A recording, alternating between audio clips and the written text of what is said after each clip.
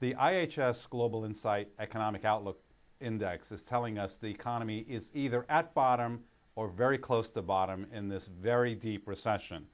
Good news is that we're about to start a recovery, and in the next few months we'll start to see the economic data and the growth numbers for the economy looking much better.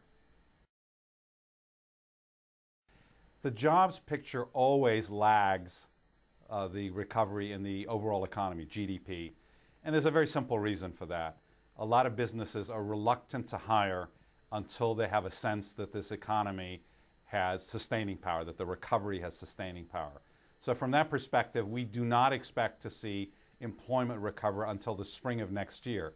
Specifically, it means that the unemployment rate is going to rise to about 10.3% in the spring of next year and then start to peak. So no peak in the unemployment rate probably until about 6 months after the overall economy has recovered.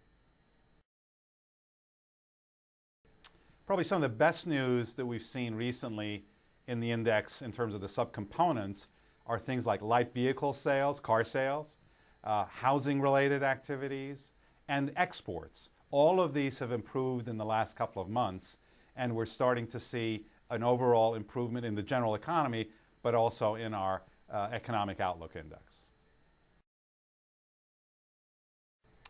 Well, given that housing was the epicenter of this crisis, certainly any housing-related activities, and in particular, we look at permits in the IHS Global Insight Economic Outlook Index. So the permits number for housing is very important.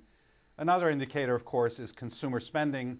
And so, from that perspective, things like light vehicle sales, another component of our Economic Outlook Index, are key indicators. Those two, consumer spending and housing, are going to be the key factors and the key determinants of this recovery. What we saw in the recent GDP release was a significant deceleration in the contraction of the economy from over 6% in the first quarter to 1% in the second quarter. That's completely consistent with what the IHS Global Insight Economic Outlook Index is telling us, which is the economy is on the mend. Things are getting better, and so from that perspective, the numbers on GDP and our Economic Outlook Index are right in sync. Both the less bad GDP numbers for the second quarter and the clear indication from the IHS Global Insight Economic Outlook Index suggest that the worst is over and the economy is on the mend. That means that the second or a second stimulus package is less necessary and probably unlikely to happen, in part because there's clear evidence that the economy is on the mend.